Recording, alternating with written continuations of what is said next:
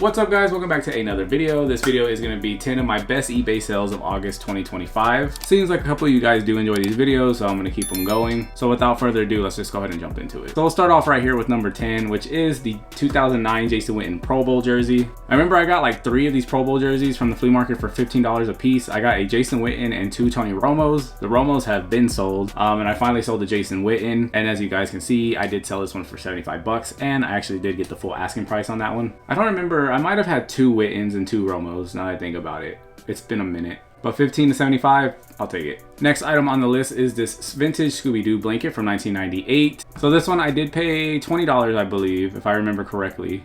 Dated 1998. Honestly, I probably could have got a little bit more for it, but it did have like some light stains that I couldn't get out. I think usually they go for around like 100 bucks, so I was happy to take the $75 for this one. You can't go wrong with Scooby-Doo. Next up on the list was actually a personal tee that I bought. So this one I actually bought on eBay. I had been watching for this shirt for a minute now. If you guys don't know, this is the Rhea Ripley Elimination Chamber shirt. This is back when it was in Perth, Australia. And the only place you could get this shirt was in Australia at that event. So I did find this one overseas. It popped up, so I finally just bought it. I ended up paying 40 bucks for it. But as you guys can see, it was a 2XL, which is too big for me. I thought I could make it work, but it was just too big, so I had to get rid of it. But it's basically just the Elimination Chamber poster. As you see, XXL. I want to say I paid $30 for this tee. It was 30 or 40. It popped up and I actually hopped on it pretty quick because I know these shirts are pretty expensive. But since it didn't fit me, I just threw it back up on eBay and I ended up selling it for $120. I didn't think it was gonna last very long because it's Rhea Ripley and it's a shirt that you could only get in Australia at that event. So I knew someone here in the US was looking for it, and it sold actually pretty quick when I listed it. Next thing up on the list is a Sega Saturn game. It is the Street Fighter collection. It's a 2-disc game. I bought this one a while back in a lot of games. I paid $5 for each disc, so I guess you can say I paid $10 for the game. I had it listed for $175. I put a bunch of stuff on sale, 30% off, and this was one of them, and it actually ended up selling for $122.49, as you guys can see right there, which I'll take any day for a loose game like that. Personally, I like having my games complete, so I'm assuming whoever bought this just wants to play it. And then number 6 on the list is actually the Bratz Diamond Sasha doll right here. So this one I actually could have got a little more for,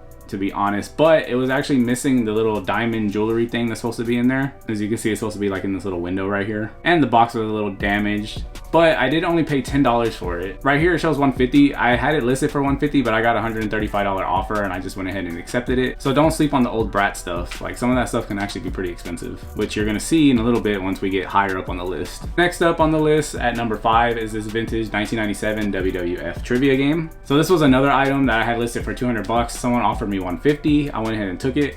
I actually got this one at a state sale where I mentioned I got the Depache mode shirt in the last one of these, and then the wrestling posters from the one before that.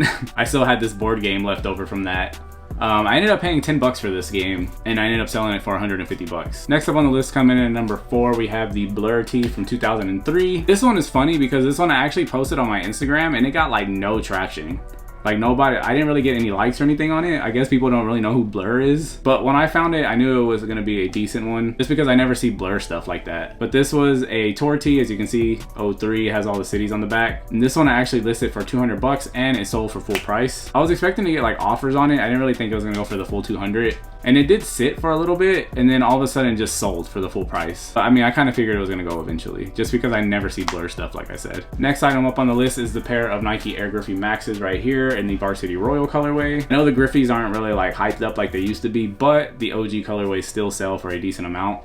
And this was a dead stock pair that I got in a mystery box, so shout out to the homie Gio. This was just one of the pairs of shoes that was in that box. I think I paid $500 shipped for the box, if I remember correctly. I had these listed for 200 bucks and someone offered me 180, so I went ahead and accepted it. There are a couple of Griffey colorways that are still worth a little bit of money, and this was one of them. And then earlier I mentioned there was another Bratz doll on the list, and this is it. So this is one of the ones that was in that big lot that I found at Goodwill a while back, where I found like a bunch of bags of different Bratz and Bratz accessories and stuff. And I think I paid like $2–3 a piece for the bags. But anyway, this was one of them that was in there. It's one that they released for the Spider-Man 3 movie. As you can see, she does have the Spider-Man 3 shirt on from 2001. And as you guys can see, I did sell it for $220. That's why I say don't sleep on the Bratz. Sometimes some of my friends and stuff laugh at me because I pick up Bratz and Monster High dolls and stuff like that. But I mean, you can see why now. And then coming in at number 1 is the Cowboy Bebop VHSs that I actually found at the flea market not too long ago. So I actually got a decent stack of VHSs. I paid $1 a piece for them, if you guys did watch that video. There was actually 6 of these in that lot, but my brother wanted to keep one, so I just let him keep it.